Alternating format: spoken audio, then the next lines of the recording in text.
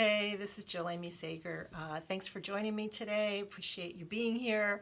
I hope things are going well for you, staying healthy. I'm trying to do the same here in my home, and which is actually what I wanted to talk to you about is I actually went out 2 days ago. I went food shopping, and food shopping is something I love to do. I mean, I'm all about it. I can spend, I can go to 3 or 4 different grocery stores. That's how much I like it. I enjoy looking for things. I get inspired by what I'm going to make. I always have a shopping list, but there's always something extra I'll pick up if it inspires me. Anyway, I'm at Safeway. They're doing a great job about, making sure people aren't close to each other at the checkout line and all that kind of stuff. But, as I'm walking through the aisles and I'm keeping my distance and everybody's being very respectful and the store wasn't crowded and that made it pretty, a lot easier to get through. But I realized this is the second time I've gone shopping since I've been quarantined over these last 3, 4 weeks. And I realized how stressful it is, to be in a grocery store for me right now.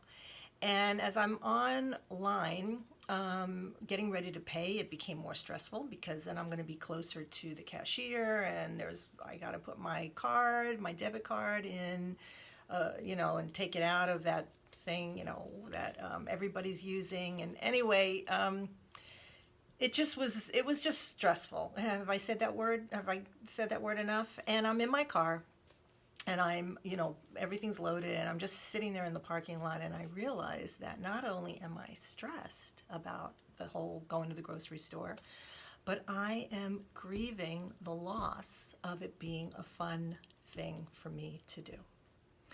And I realized how much grief I was holding. And this isn't, grief is, there are a lot of people who are grieving right now because of loss of life and they've lost loved ones.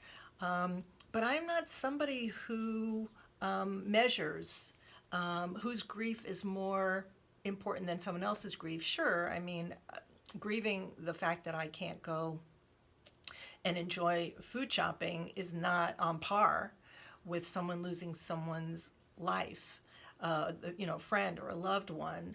But grief is grief. Feeling it is a level feeling. And no matter what one's grieving about, a grief is something that just takes our breath away. It's a hard emotion. It's not an easy emotion.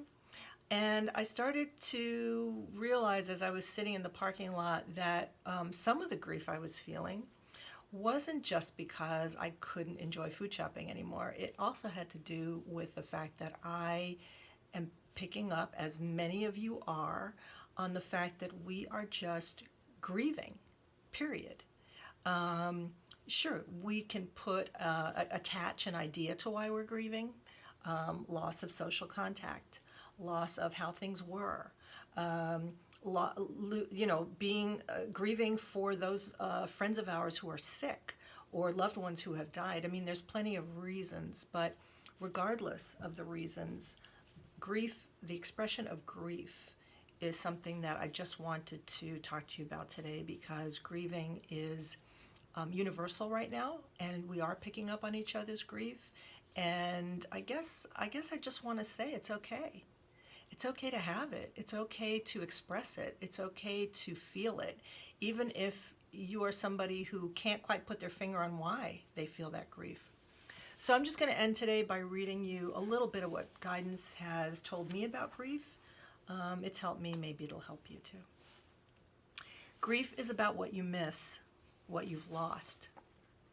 Enjoy your grief time. And do not allow others to decide how much grief is enough grief. Grief is a personal journey, and all would do well to remember this.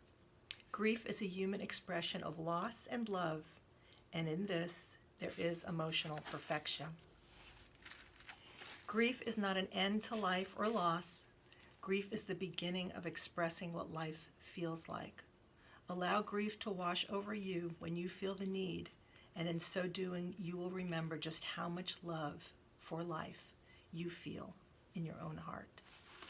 Anyway, That's it about grief. So I think guidance's idea about enjoying grief time really is just a way of them expressing the fact that we can accept grief in our lives as we can other emotions like laughter.